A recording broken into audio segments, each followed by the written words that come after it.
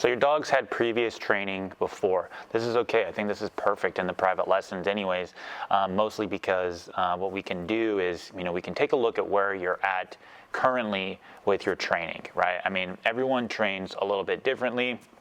And we are going to look at where you and your dog are at based on, how we train over here, right? So it's like we want to be looking at the dog's ability to understand directional leash pressure, right?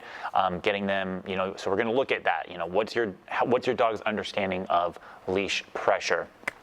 If your dog is already coming in on an e-collar, prong collar, I think all those things are great, and we probably will have covered this over the phone, but if you're contacting us, it's going to seem that, okay, there's a disconnect somewhere, right? So we're going to take a look at where you're at, and we're going to try our best to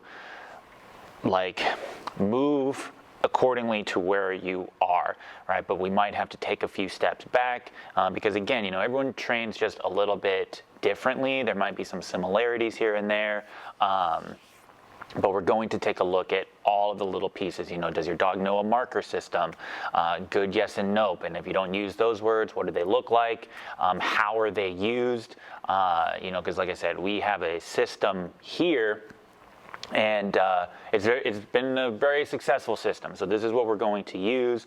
And it's also just way too hard for us to try to completely switch how we've been doing things for all these years to accommodate those specific things. So we're going to look at where your dog is at.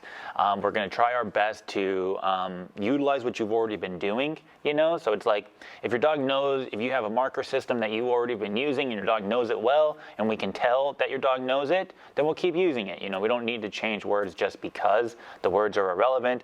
We just want to make sure that we're being very consistent in what the dog, or what we're telling the dog, right? So, coming here with previous training isn't a problem at all. We do it very often, actually. So, it's just really a matter of finding out where you're at. And, because we just don't know, most of the time it's going to be, we're definitely going to recommend starting off with the on-leash basics, because this is where we're going to be able to start from the basics if we need to.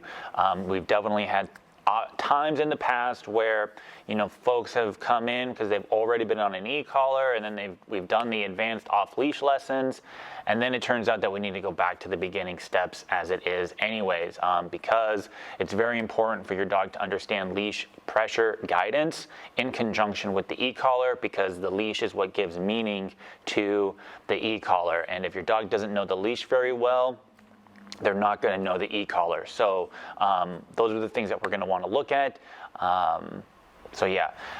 Previous training is a-okay to start up.